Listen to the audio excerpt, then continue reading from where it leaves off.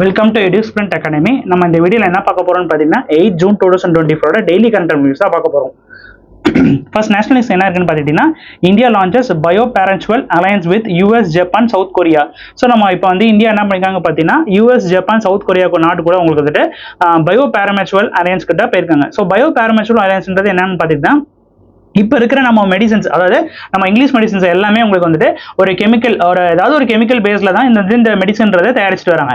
So இப்போ வந்துட்டு இந்த மாதிரி தயாரிக்கிறனால உங்களுக்கு வந்துட்டு ஃபியூச்சரில் அது வந்துட்டு இப்போ நம்ம கோவிட் சுச்சுவேஷன்லேயே இதுக்கான ரா மெட்டீரியல்ஸ்ன்றதை நம்ம சோர்ஸ் பண்ண முடியல. ஸோ அந்த ஒரு எமர்ஜென்சியான சுச்சுவேஷனில் நம்மளால ஒரு ரா மெட்டீரியல் சோர்ஸ் பண்ண முடியலன்னா உங்களுக்கு வந்து அதில் வந்து அந்த நாட்டில் வந்து ஹெல்த் பெனிஃபிட் ஹெல்த்தோட இது வந்து குறைஞ்சிட்டே வரும் உங்களுக்கு. ஸோ இதை வந்துட்டு கரெக்ட் பண்ணுற விதமாக தான் இந்த பயோ பேரமெச்சுவல் அலையன்ஸ்ன்றது கொண்டு வந்திருக்காங்க.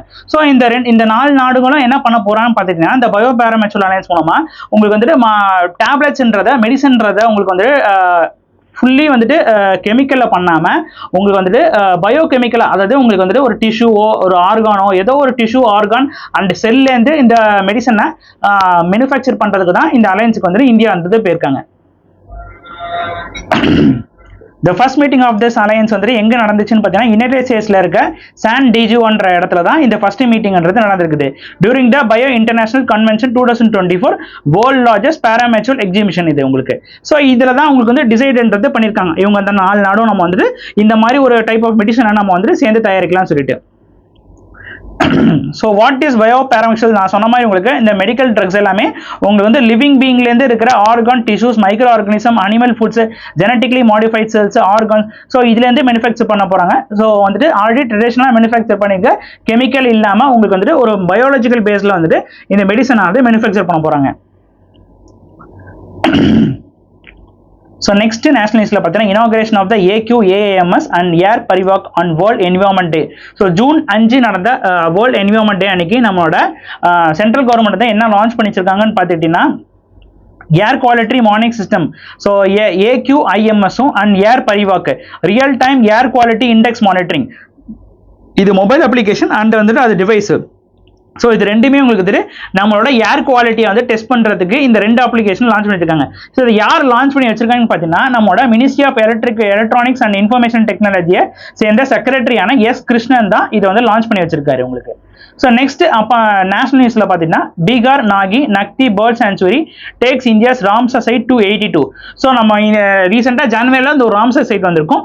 அது வந்து நம்ம இந்தியா டோட்டல் ராம்சர் சைட் 80 இருந்துச்சு.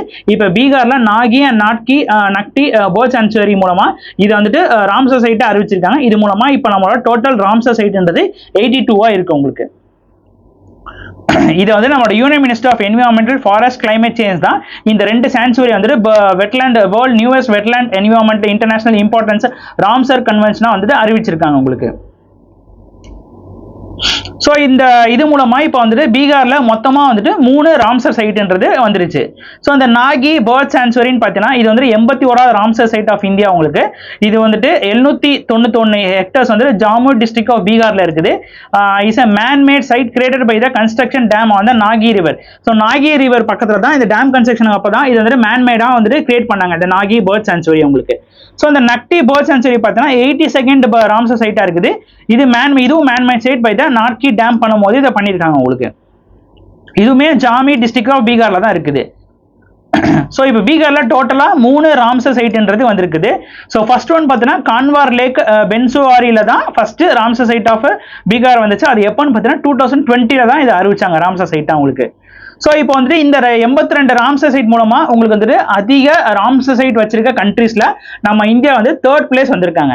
ஸோ ஃபர்ஸ்ட் பிளேஸ்ல இருக்கிறது பார்த்தீங்கன்னா யுனைடெட் கிங்டம், அதாவது UK லண்டன்ல இருக்கிற யுனைடெட் கிங்டம் வந்துட்டு 175 ராம்சர் சைட் வச்சு டாப்ல இருக்காங்க. அண்ட் நெக்ஸ்ட் மெக்சிகோ வந்துட்டு 144 வச்சு செகண்ட் பிளேஸ்ல இருக்காங்க. உங்களுக்கு வந்து சைனா அண்ட் இந்தியா 2 பேருமே 82 சொல்லிட்டு உங்களுக்கு 3rd பிளேஸ்ல இருக்காங்க. இந்த ராம்சர் சைட் கன்வர்ஷன் வந்துட்டு 1982 உங்களுக்கு வந்துட்டு கொண்டு வந்தாங்க. நம்மளோட ஃபர்ஸ்ட் இந்தியாவோட ராம்சர் சைட் பார்த்தீங்கன்னா சிலக்கா லேக் ஒடிசால அண்ட் கெலிடோ நேஷனல் பார்க் வந்து 1981 தான் அறிவிச்சிருக்காங்க உங்களுக்கு. ஸோ அமாங் த ஸ்டேட்ஸ்ல வந்து Tamil Nadu has 16 sites followed by the Uttar Pradesh has 10 sites. So நம்ம இந்தியா லெவலில் வந்து ராம்சர் சைட் அதிகமாக வச்சிருக்க ஸ்டேட்ன்றது பார்த்தீங்கன்னா தமிழ்நாடு அண்ட் செகண்ட் பார்த்தீங்கன்னா உத்தரப்பிரதேஷ். ஸோ இந்தியாவோட லார்ஜஸ்ட் ராம்சர் சைட் பார்த்தீங்கன்னா Sundarban of West Bengal and smallest Ramsar site எதுனா ரேணுகா இன் ஹிமாச்சல் பிரதேஷ் தான் smallest Ramsar site in India உங்களுக்கு. ஸோ நெக்ஸ்ட் நியூஸ்ல பார்த்தீங்கன்னா இன்டர்நேஷனல் நியூஸ். இதில் பார்த்துக்கிட்டீங்கன்னா Denmark, Pakistan, Greece, Panama elected to the United Nation security councils.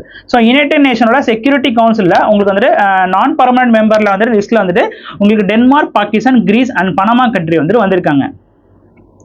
So United Nation General அசம்பிளியில் மொத்தம் 15 மெம்பர் இருப்பாங்க. இதில் வந்து 5 வந்து பர்மனன்ட் மெம்பர்ஸ் இருப்பாங்க. ஸோ 10 வந்து நான் பர்மனன்ட் மெம்பர்ஸ் இருப்பாங்க. ஸோ இது வந்து நான் பர்மனன்ட் மெம்பர்ஸ் வந்துட்டு ரொட்டேஷனல் பேசிஸில் சில கண்ட்ரிஸ் வந்துட்டு வருஷம் செலக்ட் பண்ணி வச்சுக்கோங்க உங்களுக்கு. ஸோ இந்த அடிப்படையில் இப்போ செலக்ட் பண்ணியிருக்க கண்ட்ரிஸ் பார்த்தீங்கன்னா உங்களுக்கு வந்துட்டு நம்மளோட Denmark, Pakistan, Greece and Panama. So இதை யார் எப்படி நாமினேட் பண்ணுவாங்க பார்த்தீங்கன்னா உங்களுக்கு வந்துட்டு யுனைடெட் ஜெனரல் அசம்பிளியில் வந்துட்டு 193 கண்ட்ரிஸ் இருக்காங்க உங்களுக்கு தெரிஞ்சிருக்கும். ஸோ அதில் இருக்க மெம்பர்ஸ் எல்லாமே ஓட் பண்ணி இந்த கண்ட்ரின்றது நான் பர்மனன்ட் மெம்பராக வரலான்றது அறிவிப்பாங்க.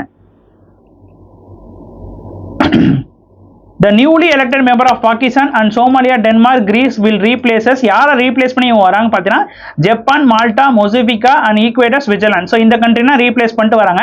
இவங்களோட டேர்ம்ன்றது 31 டிசம்பர் 2024 தான் முடியுது உங்களுக்கு. ஸோ இவங்களோட டேர்ம் எப்போ ஆரம்பிக்குது பார்த்தீங்கன்னா 1 ஜனவரி 2025 31 டிசம்பர் 2027 வரைக்கும் இவங்களோட டேர்ன் இருக்கு உங்களுக்கு.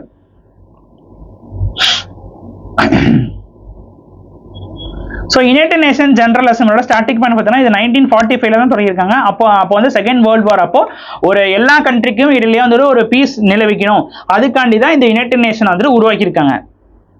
இனிஷியலாக ஸ்டார்ட் பண்ணும்போது 51 மெம்பர் கண்ட்ரிஸ் இருந்தாங்க. இப்போ வந்து 193 மெம்பர் கண்ட்ரிஸ் இருக்காங்க. இதோட செக்ரட்டரி ஜெனரல் யார் பார்த்தீங்கன்னா ஆண்டனியோ கெட்ரஸ் அண்ட் ஹெட் குவார்ட்டர்ஸ் வந்து நியூயார்க், யுனைடெட் ஸ்டேட்ஸ் ஆஃப் அமெரிக்காவில் இருக்குது. இது ஃபவுண்டட் 24 அக்டோபர் 1945 தான் ஃபவுண்ட் பண்ணியிருக்காங்க. நெக்ஸ்ட் பேங்கிங் நியூஸ்ல பார்த்தீங்கன்னா Muthoot Fincorp, Muthoot micro finance and SBI partner to empower rural women entrepreneurship. So rural women entrepreneurship வந்து ஊக்குவிக்க விதமாக SBI and Muthoot micro finance வந்து பார்ட்னர்ஷிப் கூட வந்திருக்காங்க. ஸோ இது மூலமா உங்களுக்கு எவ்வளோ லோன் தர போறாங்க பார்த்தீங்கன்னா 10,000 ரூபாயிலேருந்து 3 லட்சம் ரூபாய் வரைக்கும் உங்களுக்கு வந்து லோன் தர போறாங்க. ஸோ இது மூலமா உமன் ஆண்டர்பிரினர்ஷிப் டெவலப் பண்றது 2 பேர் தரப்புலேருந்து சொல்றாங்க. ஸோ ஸ்டேட் பேங்க் ஆஃப் இந்தியாவோட ஸ்டார்டிங் பாயிண்ட் பார்த்தீங்கன்னா ஹெட் குவார்ட்டர்ஸ் வந்து மும்பையில் இருக்குது. ஃபவுண்டட் இயர் 1955 ஃபவுண்ட் பண்ணியிருக்காங்க. ஹெட் வந்து தினேஷ் குமார் காரா தான் இதோட ஹெட்டாக இருக்காங்க. நமக்கான நெக்ஸ்ட் பேங்கிங் நியூஸ்ல பார்த்தீங்கன்னா Universal Sompo launches insurance today for safe tomorrow campaign. So நம்ம Universal Sompo general insurance company வந்துட்டு ஒரு கேம்பெயின் லான்ச் பண்ணியிருக்காங்க. அந்த கேம்பெயின் பேர் என்ன பார்த்தீங்கன்னா insurance today for safe tomorrow. So இந்த கேம்பெயின் எதுக்கு லான்ச் பண்ணியிருக்காங்கன்னா சார் இன்சூரன்ஸ் வாங்குறது மூலமா உங்களுக்கு வந்து என்னென்ன பெனிஃபிட்ஸ் இருக்குது, ஸோ அது ஃபியூச்சர் கோல்ஸ் எப்படி இருக்கும், ஃபியூச்சர் எப்படி இருக்கும்ன்றத வந்து இந்த கேம்பெயின்ல சொல்ல போறாங்க. ஸோ இந்த கேம்பெயின் எதுக்கு பண்றாங்கன்னு பார்த்தீங்கன்னா நம்ம இந்தியா வந்து எதை நோக்கி போயிட்டு இருக்குன்னா இன்சூரன்ஸ் ஃபார் ஆல் 2047 எல்லாத்துக்கிட்டையும் ஒரு இன்சூரன்ஸ் இருக்கும்ன்றதுக்காண்டி தான் இந்த நோக்கத்துல இந்த ஆர்கனைசேஷன் வந்து இந்த கேம்பெயின் லான்ச் பண்ணிருக்காங்க.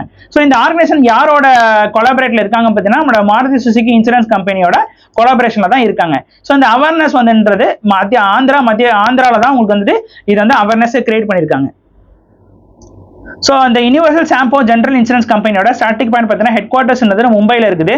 ஃபவுண்டட் இயர் பார்த்தீங்கன்னா 2007 அண்ட் ஹெட் யாருன்னு பார்த்தீங்கன்னா சர்தார் மத்தூர் தான் அதோட ஹெட்டாக இருக்காங்க.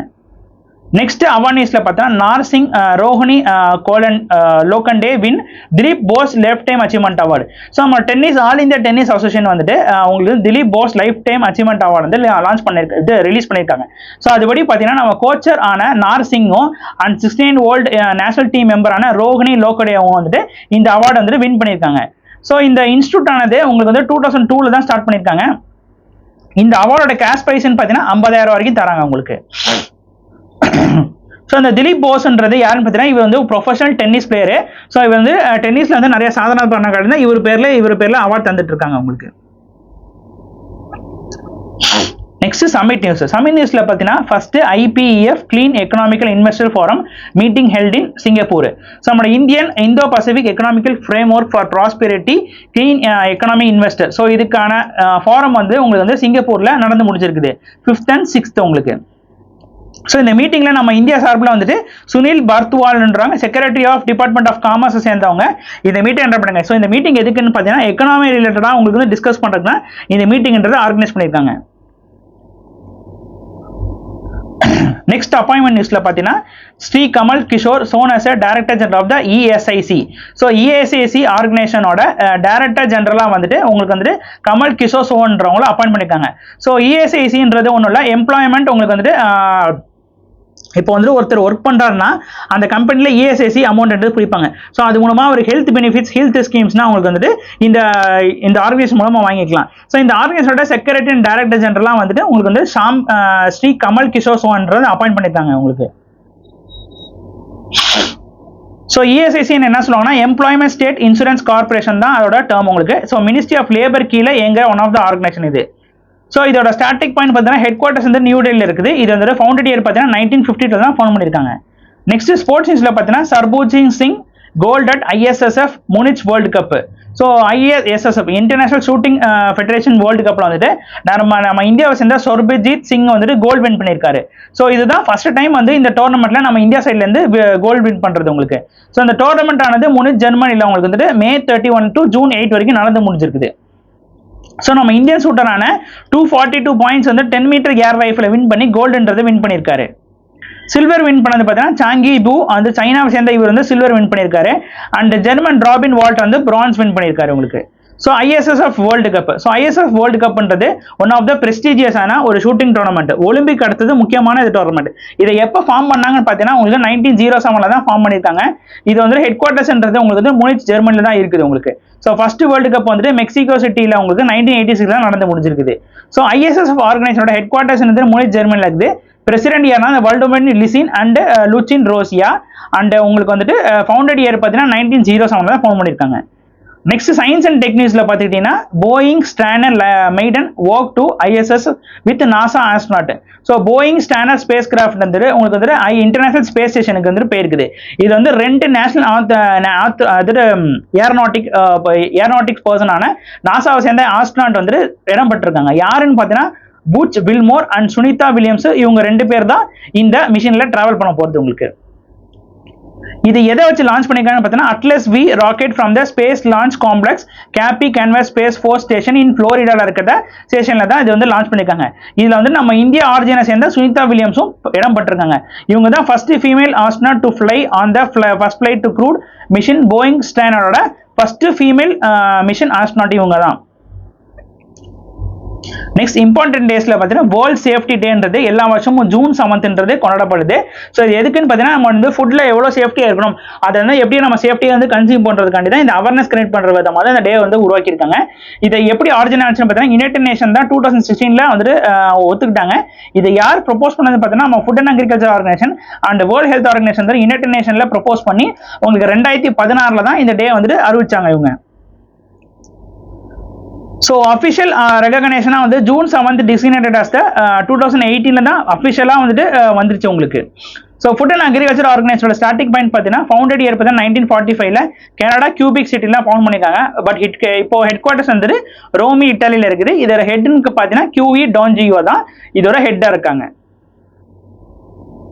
நெக்ஸ்ட் வேர்ல்ட் ஹெல்த் ஆர்கனைசேஷனோட ஸ்டார்டிங் பாயிண்ட் பார்த்தீங்கன்னா ஃபவுண்டட் இயர் வந்து 7th April 1948 ஃபவுண்ட் பண்ணிருக்காங்க. இதோட பேரண்ட் ஆர்கனைசேஷன் பார்த்தா யுனைடெட் நேஷன். டைரக்டர் ஜெனரல் பார்த்தீங்கன்னா டெட்ராஸ் ஆகம் தான் இதோட டைரக்டர் ஜெனரலா இருக்காங்க. ஸோ நமக்கான கரண்ட் அஃபேர்ஸ் அவ்வளோதான். தேங்க்யூ.